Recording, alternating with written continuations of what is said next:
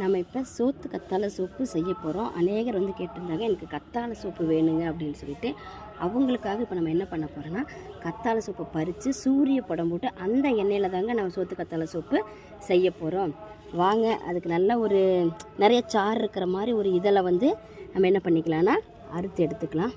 Okay, இது கொஞ்சம் நிறைய சாரே இருக்குது. எப்படி ஒரு 10 சோப்பு இந்த இதில் வந்து நம்ம தயாரிக்கலாம்.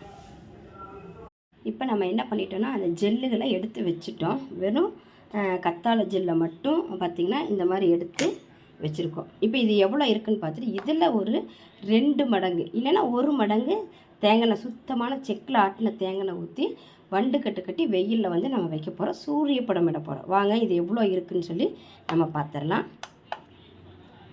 ஒரு பாத்திரத்தில் வச்சுருக்கிறேன். ஏன்னா இந்த பாத்திரத்தில் தான் நான் வந்து அப்படியே வண்டு கட்டி வைக்க போகிறேன்.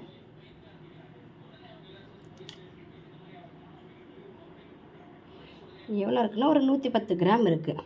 அப்போ நம்ம மீண்டும் என்ன பண்ண போகிறோன்னா, ஒரு 100 கிராம், ஒரு 1:1ங்கிற மாதிரி 100 கிராம் என்ன பண்ண போகிறோன்னா, இதுக்குள்ளார தேங்காய் எண்ணெயை ஊற்ற போகிறோம். ஒரு 210 கிராம் வந்துருச்சுன்னா ஓகே, நமக்கு 230 கிராமே வந்துருச்சு. எக்ஸ்ட்ரா இருக்கிறதுனால ஒன்றும் பிரச்சனையே இல்லை. 110 வந்து நம்ம ஜெல் போட்டிருந்தோம். ஒரு 130 கிராம் வந்து என்ன பண்ணிட்டோம், நம்ம கோகோனட் ஆயில் ஊற்றி வச்சுருக்கோம். இந்த எண்ணெயை தான் நம்ம 3 நாளைக்கு சூரிய படம் போட்டு வச்சு அதுக்கப்புறம் நம்ம சோத்து கத்தாழை சோப்பு செய்வோம்.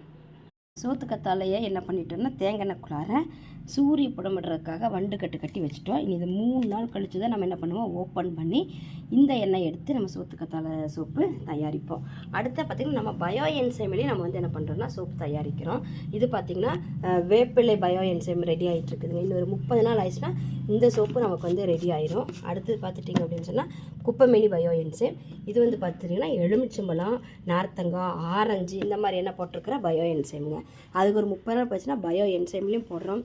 சூரிய புடமிட்டும் நம்ம சோப்புக்களை தயாரிக்கிறோம்.